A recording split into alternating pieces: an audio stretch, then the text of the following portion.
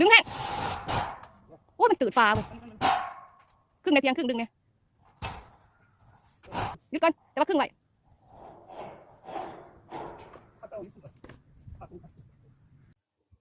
มาเบิ่งกันนะทุกคนเนาะคือว่าหลังจากที่เฮ็ดมาได้ประมาณ4-5 วันเนาะมาแต่บ้านเอาโคกหลังคาขึ้น2 คนเฮ็ดเนาะเฮาก็เป็นผู้ช่วยให้อ้ายเพิ่นเฮ็ดมาฮอดขั้นตอนสำคัญเนาะที่ว่าเอาข่านเนาะข่านเด็กตัวใหญ่ขึ้นเด้อมื้อนี้นะข่านเด็กใหญ่เนาะจักสิย่อขึ้นได้หรือบ่หนักแท้งนี้ทุกคนเลยขึ้นเทิงเถาะเนาะที่ว่าขั้นตอนสุดท้ายเนาะเอาข่านกลางขึ้นเป็นข่านใหญ่เนาะที่ว่าจอดอยู่ดุมแล้วเนาะบ่จอดอยู่ดุมแล้วย่อขึ้นเนาะก่อนสิเอาข่านใหญ่ขึ้นทุกคนเลยแล้วจัดพิธีเนาะจัดเฮ็ดพิธีเนาะไหว้ก่อนเนาะเล็กใหญ่เล็กหนาแห้งเลยย่อ2 คนเนาะวิธีก็ว่าสิเอาขึ้นแต่ละข้างเนาะเพราะว่าบ่มีกำลังเนาะกำลัง2 คนเอาขึ้นข้างมีคันไดเนาะหลังจากเอาขึ้นข้างหนึงแล้วสิเอาเสือกมัดไว้แล้วก็สิเอาขึ้นข้างนี่รอท่าเบิ่งกันทุกคนเนาะว่ามันสิขึ้นเป็นแบบใดเนาะแต่ที่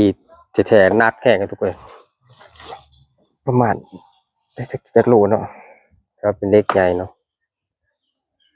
เอาไปใส่ทางกลางเนาะนี่ที่ว่าจอดเล็กค้ำไว้เนาะค้ำไว้แล้วก็เอาเล็กไปก่อนจะเอาขึ้นเนาะไหว้ก่อนเนาะเจ้าที่เจ้าทานเพื่อให้เอาเล็กขึ้นอย่างปลอดภัยทุกคนเนาะสูงแห้งเลยทุกคนเลยถ้ามีประมาณ2-3 คนเนาะก็น่าจะง่ายอันนี้2 คนเนาะก็ใส่อุปกรณ์ช่วย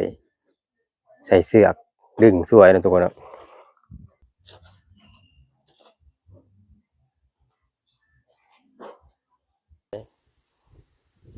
เฮ็ดพิธีไหว้เนาะเอาข่านใหญ่ขึ้นเพื่อให้เอาขึ้นอย่างปลอดภัยบ่ให้ตกบ่ให้หยังได้เอาขึ้นแล้วก็มัดแม่นปลูกทุเรียนให้ได้หมากหลายขายดีๆเฮ็ดสร้างใหม่บ่อนเมียนเครื่อง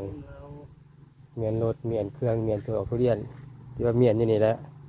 อยู่ในสร้างนี่